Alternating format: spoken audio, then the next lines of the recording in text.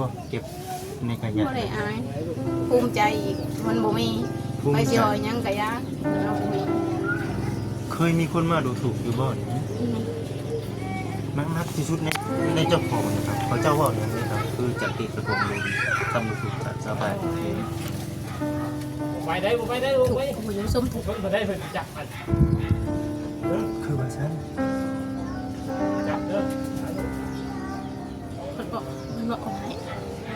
บ่อยู่สมทุกข์ อยากเอาไปขอเพิ่น ย่านไปขอเพิ่น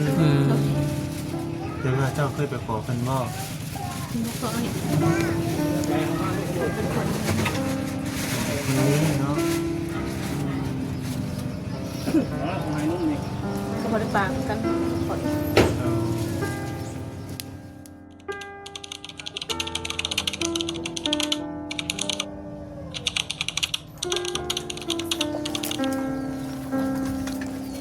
เดี๋ยวพี่น้องเอ้ย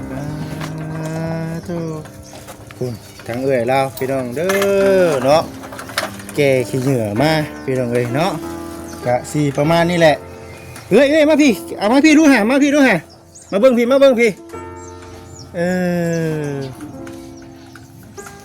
นี้น่ะอาทิตย์เบิ่งหั่นนะพี่น้องเอ้ยเนาะอันนี้คือสาธิตนะแต่ละมื้อต้องเฮ็ดแบบนี้บ่ โดย โอ้ทุกมื้อนี่ต้องเฮ็ดแนวนี้เลยติ โดย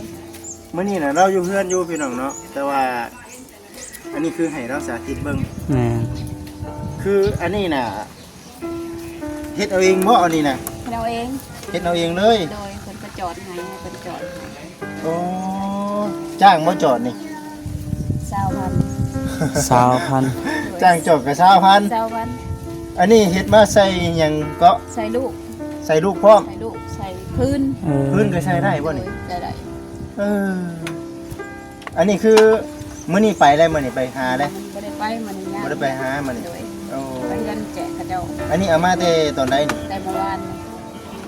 อันนี้คือเราเอามาแต่เมื่อวานนี่ก็ใส่แบบนี้แหละ โดยใช้แบบนี้ละเอามา เฮ้ยพี่น้องเลยเนาะ มีรถไทยกับบ่มีสิแก่เพื่ รถไท อน ย แก่รัว กะบ่มีว่าสั่นพี่น้องมาเอาสบายดีเด้อเอาเด้อสบายดีเอาสบายดีอีกเทื่อคือจากที่บ่จิตเห็นเด้อพี่น้องเด้อเนาะเพราะว่าเบาแสนเนาะแม่นบ่ โดย เมื่อวานนี่เป็นไปแนวใดก็เมื่อวานนี่คือไปคิดคิดอยู่ข้างไหน ทั้งแคมป์ทั้งพะแรง ตะแรง โดย อันนี้คือตลอดมาเลยบ่ ไปตลอดบ่มีอยู่มีกินกับไปบ่ได้สิเขาซื้อน้ำให้ลูกกินบ่ได้ซื้อผิดเป็นนัวแม่นมีขอบมีแต่ว่า ไปค้นอยู่ในกองขี้ขยะอันใด โดยคนยากเลย จะเห็นมาจากปีแล้ว เพิ่งเฮ็ดนี่แหละ เพิ่งเฮ็ด ปีหนึงแล้ว เฮ็ดมาปีหนึงแล้ว ถูกยากลูกก็ยังน้อย อันนี้ลูกเจ้าบ่นี่ โดยลูกไป ลูกชาย พออยู่นำพอเอาพอดีแล้ว โดยลูกชายเนาะลูกชายหลาบ่ โดยกุหลาบ ใช่เพิ่นผู้นี้น้ำแม่นบ่นี่ ใช้น้ำใช้ได้เบดช้อมเลยอันนี้ก็ใส่ได้ ตะกี้เฮ็ดเวียกหยังตะกี้ บริเวณเบียกนะอาชีพชาวนาเนี่ยแหละ อาชีพชาวนา หากินคุดกระปูขาย คือกระปูขายน้ำอ้อม โดย แล้วคึดแนวใดจึงอยากไปหาคน มันบ่มีเลย บ่มีบ่ โดยมันกับบ่มีส่งเสือสิใส่ก็บ่มีตัวได้งามก็เอามาสักนุ่งเกือบก็เก็บมาถือ โอ้ อันนี้หัดอะไรถูกแม่เบิดนะ อันนี้เอ้า ในตีนขวดนี่ก็แม่น อ๋อไว้อันนี้เก็บแนวขี้ขยะบ่นี่ โดยเสือตัวนี้ก็แม่นนี่ เบิ่งนี่ว่าครับเบิ่งนี่ เสือนี่ก็ เอาว่าขออนุญาตโดย น้ำกองขี้ขยะบ่นี่น่ะ โดยเก็บมาสักนุ่ง บ่มี อันนี้นี่สาวบ่ขออนุญาตนำบ่ได้บ่แม่นละว่าจุนี่ บ่แม่นเด็ตัวนั้นตัวแดงๆน้ำดุกหมดนะแม่น อีลาก็แม่นบ่นี่โอ้อีลามานี่มานี่ลูกบ่สิเอาเงินมาให้ซื้อกินนมมะ เก็บมาเมื่อวานนี้ โอ้ยมาหามานี่มาหามาโอ้ย เก็บ มึ มาง ใส่ มุนโอ้เอาอันนี้เอาน้ำกองขี้เหงื่อ ของที่นี่นะเก็บมาเมื่อวานนี้ของกันเลย มันบ่เปื้อนบ่ เพื่อนก็ซักเอาเลยบ่มี โอ้ย บ่มีแล้วก็ซักเอานี่แหละพอได้ลูกใส่ ให้เกิดเพิ่นได้จ้ะบ่ได้มีบ่นี่ เ นั่นน่ะ เก็บมาคนละถังอะไรจริงยา เกิดคนละกิ่ง แม่นเบิดบ่หาแม่นเบิด แม่นเบิดเก็บมาหมด โอ้ก่อนตั้งหันก่อนเดี๋ยวมาคุยกันสักแน่ก่อนพี่น้องเอ้ยเนาะเบิ่งเด้อล่ะเด้อระวังออกทางเด้อเจ้าเอาอันน่ะอันนี้ก็กระป๋องเจ้ามาให้ข่อยเบิ่งเนาะฮะกระป๋องนั่นแหละเจ้าได้หยังนั้นแน่จ้ะกระป๋องลักษณะแบบใดก็กระป๋อง บ่ถอกก็ได้ บ่ถูกก็ได้จะมาจ้ะขี้ข้านเก็บเนาะ แล้วพวกนี้ บ่เป็นหยังบ่ บ่ถอกก็ได้บ่จิต ถูกก็ได้เบิ่งมันมีแบบใดแน่น่ะ อือ โอ้นี่บ่ทำ ปองเบียร์ปองกาแฟอืม กองขี้เหนือล้วนๆเลย โดย เอ้ยอันนี้สิไปขายที่ไส รถเล็กๆมา ทั้งหมดนี่มันสิได้เท่าไหร่ 10,000 20,000กัน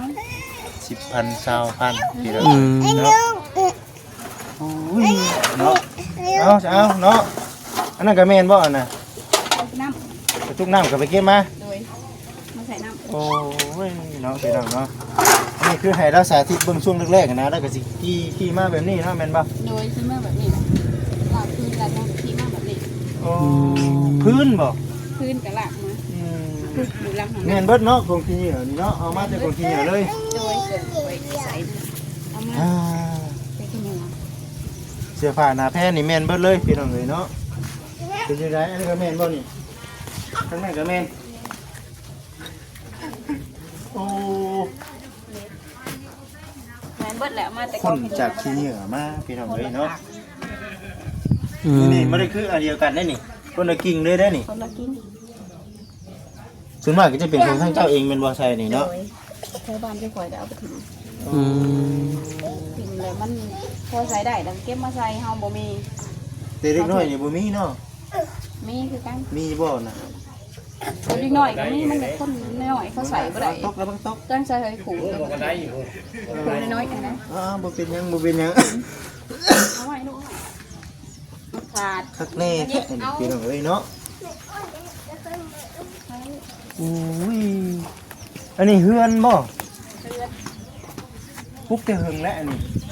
แต่แม่เป็นยังต้นแล้วหลายปีนะเงินเป็นเงินของแม่เป็นเงินของแม่คอยบ่ได้มีหยังดอกคืนไผกับแม่เพิ่นเข้าให้แต่เพิ่นยังบ่ได้เสียบ่ได้ ไม่เป็นจังไดครับ นั่งนี่เลยบ่ เดี๋ยวบ่นั่งอยู่เทิงบ่ ยังเพิ่งก็ได้ ไปใช่ปะนั่งอยู่เทิงอย่ามาลูกตาเพิ่นบนนี่ อืม เนาะ ปะปะ มีแต่ว่าอันนั้นคือผัวบ่อันนี้ เอาสบายดีอ้ายสบายดี มาพี่ เอาบ่เป็นหยังมีแต่ว่าเบิ่งลูกถ่าเด้อ ให้เบิ่ง เบิ่งลูกถ่าเดี๋ยว ข้อมูลเนาะเรื่องราวเป็นได้ใดเดี๋ยวสิถามรายละเอียดเนาะยังบ่จักชื่อเสียงนี่งามครับเดี๋ยวไปอยู่น้ำพ่อผัวหล่ะไปอยู่น้ำพ่อผมไปเดี๋ยวสิเอาเงินซื้อหนุ่มเด้อ เพื่อน ไปผูกไปผูกก็ได้นี่ว่าเด็กน้อยเพิ่นสนได้พี่น้อง แม่นั่นแหละ ลูกกับพอดีกระด้าน สิดีเวลาระวังเก็บเด้ออืม ด้านพอวันเดียวไปเก็บเหนือเก็บขยะพอเอคนอ ซื้อนมไป เอาไปซื้อนมต่อไป ซื้อนม ซื้อนม เอาขออนุญาตเด้อพ่อแม่พี่น้องเด้อเอาแบบนี้เลยเนาะพี่น้องเนาะนะขอตรวจกันบัดนึงขออนุญาตเด้อ ทำได้เด้ โอ้เบิ่งเด้อบ่คำขึ้นมา เลย ลักษณะจะเป็นแบบนี้เอาเบิ่งเด้อ ข้างใน เขาเบิ่งได้บ่นี่ โดยได้บ่เป็นยัง โอ้ยพี่น้องเด้อเนาะอันนี้เด้ นอนกับลูก เอามาแต่ไสนี่ เก็บเอา มา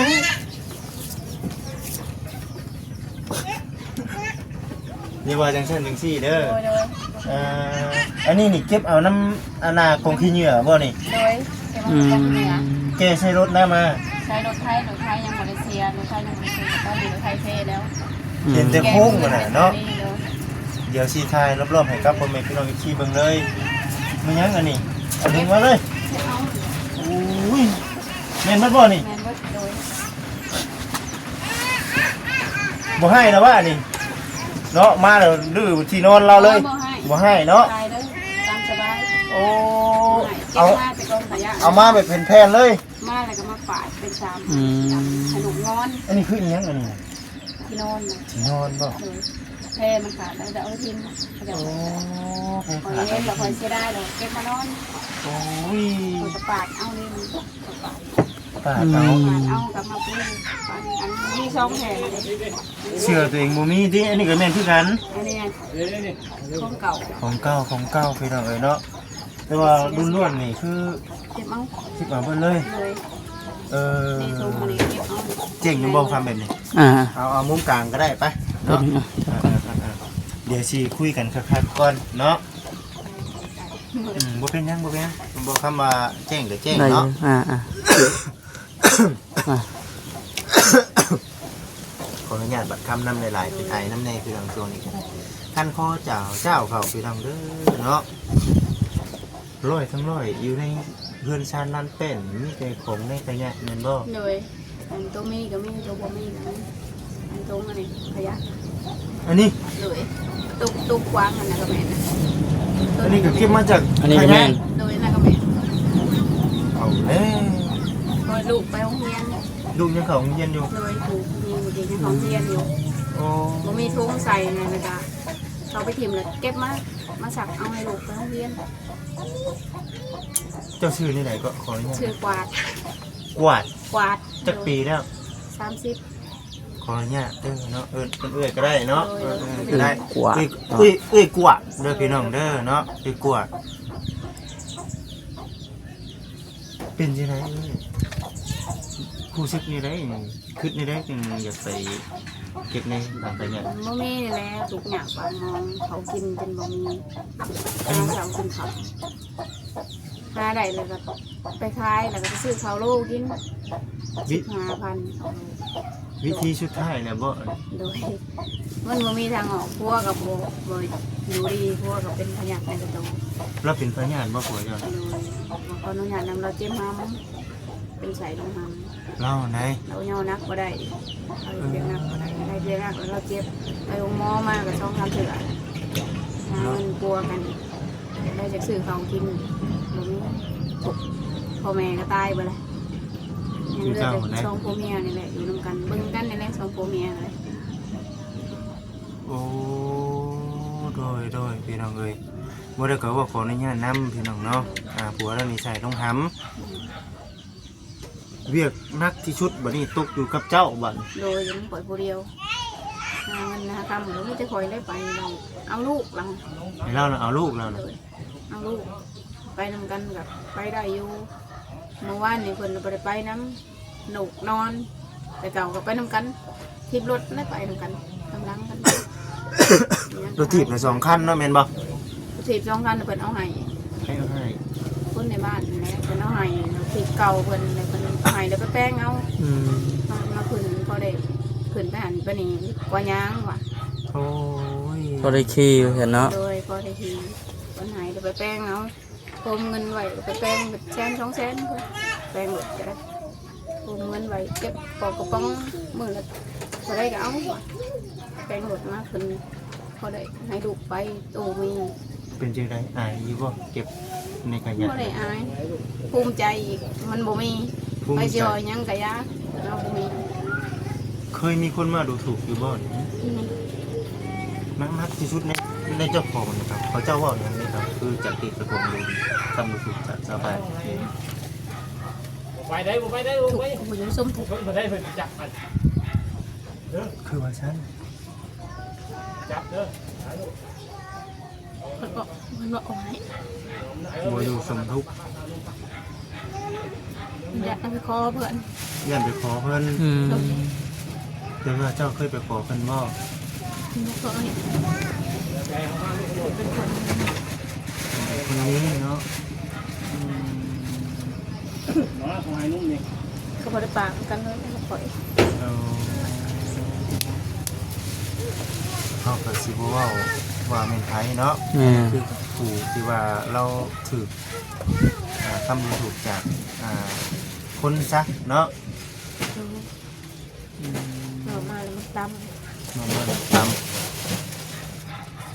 วันนี้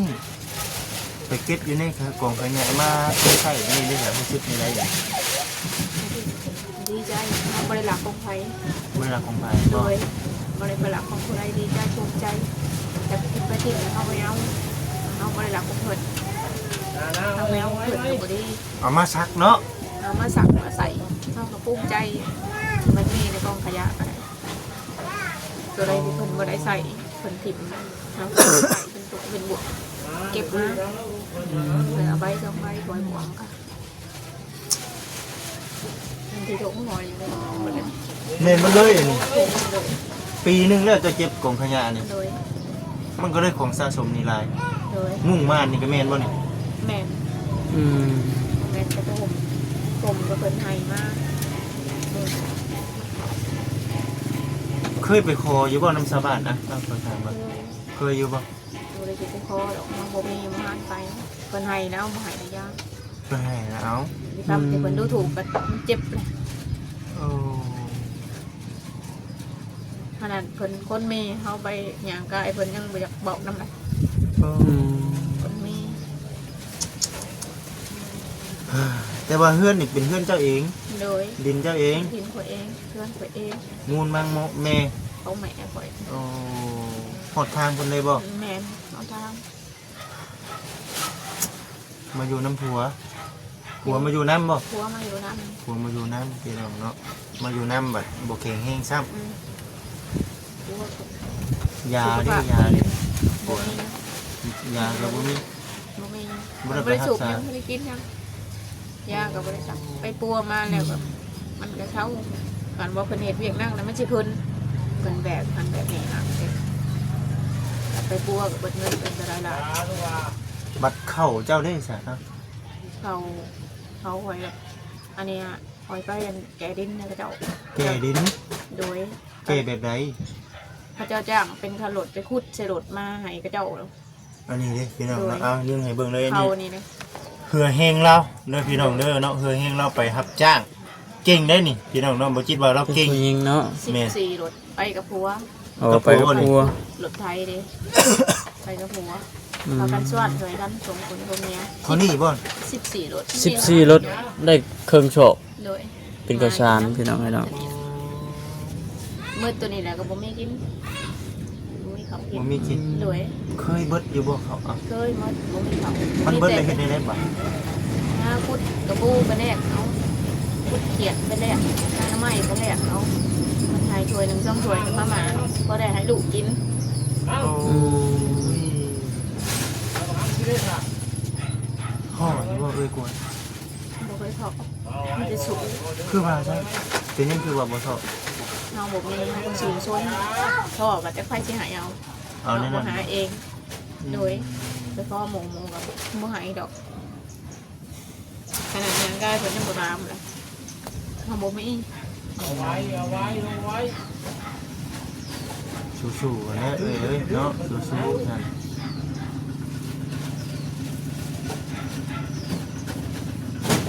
ยอมเห็นคนเว่ายอมเห็นคนว่า โดย เพราะว่า เราบ่มีที่สิเอาเรื่องกระยาเขาบ่สนใจ กับภูมิใจเก็บขี้เหงื่อ โดย มาใช้กับภูมิใจ โดยเขาบ่ได้รักคนไทยเด้ บัดนี้คุณประโยชน์อยู่ในกองขี้เหงื่อนี่มีอันน่ะเสื้อผ้า เสื้อผ้า เครื่องใช้ เกิบถ้วยมีเดี๋ยวนี้กระยาติดเผา อืม เอามาใส่ ถ้าเป็นเงินนี่คือประเภทพวกปองเบียร์ ของเบียร์ อืม มาขายโลหนึ่ง20,000ของเบียร์ กองขยะนี่มันเป็นกองเก่าบ่หรือว่า เขาจะเอาไปถิบใส่ถุงยางแล้วก็จะเอาไปถิบ เอาเลยเลย ใส่กระสอบเอาไปถิบแล้วก็ไปโถกเบิ่ง เจ้าก็ไปแกะเบิ่ง โดยโถกเบิ่งเห็นกองเบียร์ก็เอาแต่ไม่เป็นติดของติดเขาเป็นเกือบกระเจ้าถิ่มแล้วเอามา อื มาสับเอา เด้อข่อยสิถามเด้อ เลย คืนเลขหรือว่ามือเลขคืดแนวใดอ่ะคืดอยู่บ่คืดช่วงแรกๆเลยนี่ ตอนเถื่อนยังบ่ทันได้ไปเก็บกันบ่ มือสิไปเก็บลงมือสิไปเก็บเจ้าคืนได้ตอนนั้นครับ คือแลมันบ่มีทุกอย่างปากมองตัดสินใจไปใดก็ได้ก็เอา เข้าบ่มีบ่ตอนนั้น โดย เขาบ่มีบ่ได้ไปลงกิน มือเลขน่ะเจ้าไปเก็บกองขี้เหงื่อเจ้าไล่หยังแน่ ใส่กองเบียร์นี่แหละ ได้แต่ปองเบียร์ ปงเบียร์โดยปงเบียร์กับเกิบบ่ได้ใส่ อืม หลายขู่จะได้เก็บมา หลังจาก เรียนนั่นแหละ โอ้ หลายๆก็ไปซื้อเขาวกิน ภายในมื้อนั้นเอามาหุ้มไว้ก่อนบ่หรือว่าไปขายเลย มาโฮมไว้เขาเจ้ามาซื้อน้ำดังแล้วพวกเล็กๆร้านเมื่อนาก็บ่ได้กินดอกเขาอ่านพอได้ให้แต่ลูกกิน โอ้ คอยไปหาหมักใหม่มาตอกกินแล้ว ถึงขนาดนั้นพุ่นบ่ให้ลูกกินข้าว โดย ตัวเองกินบางแม่ก็ยามันบ่ห้องบ่ท้อง อดเอาเลย บ่เอา มันโมมีกินแล้วก็กินอยู่ได้แต่อยู่ไป ผู้ใหญ่ยามัน โดยพอให้ลูกอิ่มลูกเขาอิ่มเขาใหายเลย 3คนบ่ดู 3 คน เออถือว่าช่วงนั้นช่วงตัดสินใจไปเก็บกองที่นี่คือช่วงอดข้าวก็แม่น โดยมันโมมีกินเหลือเห็นนั่นแบบขนมยังเขากินเก็บกิน หืม เขาจะเอาไปถิ่มตัวใดมันยังไม่ได้เปื้อน เบิดคุณใช่ โดย แม่นบ่ โดย กิน กินกับบ่เป็นหยัง มันบ่เป็นหยัง บ่มี โทรหดเติบหนึ่งเด้อพี่น้องเด้อเนาะเฮ้ยสิว่าจังใดเด้พี่น้องเอ้ยเนาะถือว่ามื้อนี้เนี่ยบ่ได้ไปมื้อนี้ ไม่ได้ไปมันมีงานไปซอยเบียกเพิ่นอยู่วันเพิ่นเฮ็ดบุญ ช่วยเบี้ยกับเจ้า โดย แล้วมื้ออื่นสิเฮ็ดหยังมื้ออื่นนี่ ยังมาแล้วยังสิไปกว่าอยู่ ไปอีก มื้อนี้ก็จังหอกระตงเจ้าสิเฮ็ดบุญมื้ออื่น แปลว่าเฮาไปซอยเวียกเพิ่นเลยเพิ่นอันมีแนวให้ติดไม้ติดมืออยู่บ่ นี่เป็นข้าวเป็นน้ำของ อื หนู ม กินที่เหลือกินแล้วตักเอามาก็ได้ อ๋อ อื ให้กิน มถ้ามันเหลืองานเพิ่นบ่แล้วเนาะ โดย แต่ว่า เหลือเฮาก็ตักเอาก็ได้สำจะกิน งานมันแบบมันมีตลอดเนาะ โดย เจ้าเบิดงานบัดนี้ก็ดิ้นรนหาเอง แม่นนั่นแหละ ไปหายังเครียดกลางคืนมาก็ได้ อืม ไปการกินน้อยกับลูกผู้หนึ่งนะผู้ห ไป ญิง หาการดี โดยไปกันสองคนกับลูกนั่นแหละผัวก็เอาลูกอยู่เรือนเขานอนบนได้ถึงน้อย โอ้ สับผู้ชายนะเนาะเราเนาะ โดยในเดือนละ30,000ไปขายก็ได้ ว่าแล้วกับเวียกนี่คือนักอยู่ที่เจ้าเนาะ โดย นักอยู่ที่เรา จัดการผู้เดียวมัด โอ้ ยามดำหน้าก่อนก็ไปดำหน้าหลับจ้าง แล้วเป็นแต่จักปีแล้วนะใส่โรงงานเลย ตั้งแต่ก็เป็น น่าจะเป็นบ่ โดยเป็นปีกายนี่แหละมันบ่เรียกนักก็บ่เป็นหยัง สิแลนน้ำก้นต่ออยู่ น้ำในชูเจ้าได้จะเอากินได้ใช้เดือน น้ำสางเอง กินน้ำสั่งอยู่นี่ อืม โดยไปตักเอามันบ่มีก็คนแรกไปตักเอาเลยบอลเอาเบาอันนี้ไปเมื่อวานนี่เก็บกระป๋องมันสิมีทางแหวะลงไป ไปตักพุ่นบ่ ตักน้ำ เห็นว่าน้ำตัวนี้เบิดแล้วแม่นไปตักอยู่พุ่น ตัวนี้บ่เบิดจักเทื่อตัวนี้เนี่ยบ่กินมันเพิ่นบ่กินน้ำอะไรอย่าง น้ำ โอ้ บ้าน น้ำบ้านเนาะ มันหน้าบ้านแต่ของน้ำเพิ่นบ่กินขอยกินได้หมดในใส่ก็บ่ติข่อย อ๋อ ผัวเพิ่นบ่กินเลยเพิ่นไปตักเอา เอามันยังอยากเปื้อนอยู่เด้พี่น้องเอ้ยเนาะเฮ้ยเด้ออันนี้นี่ถือว่าไม่ที่สุดแล้วนี่เนาะ โดยผมเขาเก็บมา เอายังเก็บอีกอยู่นี่ มาสักเอา ยังเก็บอีกอยู่ โดย โมเมนต์อยู่ในขยะอะว่านี่ ในถุงแบบถุงเขาจะเอาไปทิ้ง ฮะ นี่ในถุงอันนี้เก็บเอา อืม อันนี้กระทง เขาจะเอาไปทิ้งถุงไปสิเขาจะเอาใส่ไปสิแล้วค่อยเลยเก็บมาสักเอาถุงอันนี้ก็จะเอาทิ้งเลย แม่นบ่ โดย เออ ถุงอันนี้เขาจะเอาไปทิ้งแล้วค่อยเห็นมันยังใหม่แล้วก็เก็บมา โอ้ไว้ใส่ นั่นเลยแมันบ่ โดย อันนี้ก็แม่นบ่นี่ อันนี้นะอ๋ออันนี้เอาเอง อยู่ดีว่าขยะนะบ่อันนี้นะกระดาษนี่ กระดาษนี่บอก แม่ เอามาแต่คุณและห่านเขาจะเอาไปเถื่อน ไปขอ ไปขอเขามาก็เลยมาสานผ้าใส่เองเองหมดอันนี้เลยข้างล่างเจ้าหาขยะนะ ขยะทั้งนั้น ข เลย ะเพิ่งๆนะนั่นแหละขยะเลยนะเขาจะเอาไปถิ่ม อันนี้ก็แม่น อัน จ้ะ นี้ก็แมน นี่ก็แม่น สุดยอดติ๊บเข่านี่ก็แม่น แมน โมเมนต์ว่าซั่นว่าซี่เด้อพี่น้องเด้อเนาะบ่คิดมาเบิ่งแหละจักชีว่าจังไดเดียวไปทางใดก็มีแต่ว่าแม่นเบิดเลยแถวนี้แม่นบ่ เก็บเอามาจากขยะล้วนๆว่าซั่น นี่ ติ คือแม่เนาะ โดยแมนเด็ด อันนี้นะนี่เนาะ เคยพ่ออยู่บ่ซะเอ้ย เฮาไปเก็บแล้วพ่อเงิน บ่เคยจะเสือ บ่เคยจักเทื่ออย่าว่าเจ้าจากระยะปีหนึง บ่เคยพอ ประมาณจักเทื่อ บ่ ติ มาจักเทื่อเนาะ แต่ป้องเบียร์แหละ มาแต่ฟองเบียร์ ก็เกือบขาด เสื้อผ้า ยันว่าเจ้ายันว่าพ่อนั่งกระเป๋า ใส่ เคยบ่เก็บปงเบียร์ไปน้ำไห้ไปนั่น แต่เคยอยู่ อืม คิดหน่อยใจ คิดน้อยใจ ตัวเองบ่มี อืม คิดให้ไปนั่งบอกว่าเอาไปนั่ง บอกได้ได บ่มีจะเถื่อได้อย่างสิมีนำ เฮ็ดได้คือเสียงจะมีคือหมู่ เล ติ ย อืม อย่าไปหลายการพิลูกอย่างน้อย ไปเฮ็ดบ่ได้ จะใช้สิเบิกเพิ่นก็ลงทองบางใดนี่ อืม ทองมันก็ได้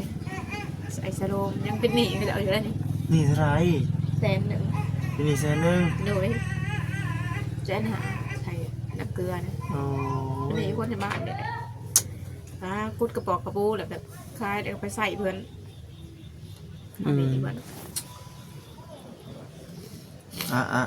นอกจากว่ากองขี้เหงื่อนี่มีหยังแหน่ มีปองเบี้ยมีเสื้อผ้าแล้วก็มีเกิบ เวียกนี่นะเวียกเจ้าของนี่ไปหาเงินหาคำนี่ บ่ใส่กุดกระปู กระปูน้ำแน่ หาหน่อไม้ หน้ำไม้แน่ เนื้อเขียด เนื่องเขียด หน่อย รับจ้างครับใบาย หน่อยยามดำหน้าแซงก็ไปดำหน้ารับจ้าง อืม หน่อยเท่าไรเนาะดำหน้าลงการับจ้างจะอยู่ดอกยามนี่ก็ไปหากุดกระปูเลยนี่ ตามนี้บ่ เพื่อนสั่งมังบกก็ไปทำมังบกให้เพื่อนเก็บมังบกมาถัก จ้างครับใบายไปเนาะ หน่อย สิบที่เศร้าก็เอา อันนี้มันก็สั่งไม่หาสิบกระปูนะ อย่างเวียกมาพูดไม่เพิ่น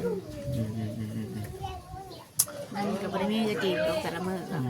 น้ำชิบจำเช้าทิพตรงกับทั้งยากเลยมันมีเขากินก็ดีใจแหละ บ่ บ่มีเงินท่านยังเฮาหาได้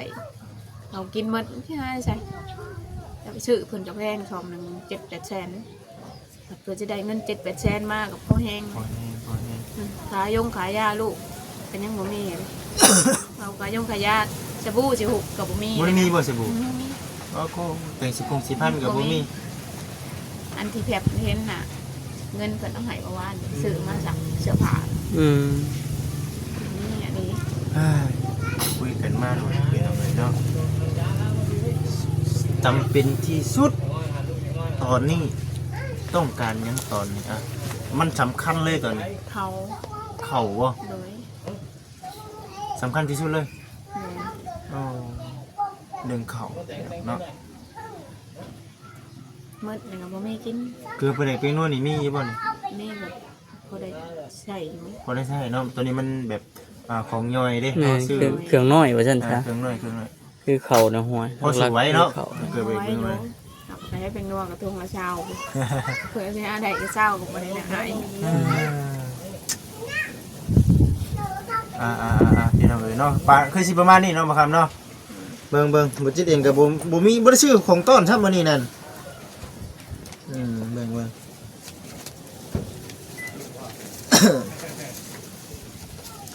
อันนี้น่ะเป็นน้ำจิตน้ำใจของทางบ่จิตเด้อ น้อย ก็พอได้ซื้อแนวกินซะ แม่ เนาะเรื่องเสื้อผ้าหน้าแพร่บ่พอซื้อเด้อ บ่ซื้อเนี่ยไม่ เอาน้ำขี้เหงื่อไปก่อนเนาะ ไม่ได้เก็บเอา แม่น อันนี้ก็พอได้ใส่อยู่ เอาน้ำขี้เหงื่อไปก่อนพี่น้องเพราะได้แบบแก้ไขไปก็คือเรื่องคุมอยู่คุมกินเด้อพี่น้องเด้อเนาะอันนี้ก็สิให้เราเก็บไว้อันนี้เงินของจิต100,000แหละให้เราถือเศษถุงที่ไทยไว้อันใดจำเป็นก็ใช้เนาะ โดย เงิน100,000อาจสิบ่ดวงบ่หลายเด้อ โดย แต่ว่าเป็นน้ำจิตน้ำใจของทางบ่จิตเนาะก็อยากให้ก็สู้ๆเด้อเนาะมีแต่สู้ๆมีโอกาสมีเวลาเนาะโอกาสเวลาบ่จิตสิมาเยี่ยมใหม่เนาะ โดย เด้อ ขอบใจหลายๆ โดยโดยโดย มาแล้ววันนี้ สาธุ กำลัง สาธุ ตลอดปลอดภัย อืม อายุดีแม่ทาง MC เหมือนขอบใจหลาย ไปซะเนาะลงตารางเฮาบัดนี้ไปโอ้สุดยอดพี่น้องเอ้ยถือว่า พี่น้องเอ้ย ไป เนาะ กวดบัดนี้แล้วเฮาเนาะ โอ้ เป็น ท ถือว่ามื้อหน้ามื้อในพุ่นแหละพี่น้องเนาะสิเข้ามาถามไทยเนาะ ชามเนาะ เยี่ยมยามแล้วนี่ บนเตียงอยู่พวกกินมันตัวน้อยนี่บ่ของเรียนน่ะ ไปพี่น้องจังไดกันแต่ว่ามื้อหน้ามื้อในจังสิได้เข้ามาถามไทยไหมพี่น้องเนาะโอเคพี่น้องเอ้ยสบายดี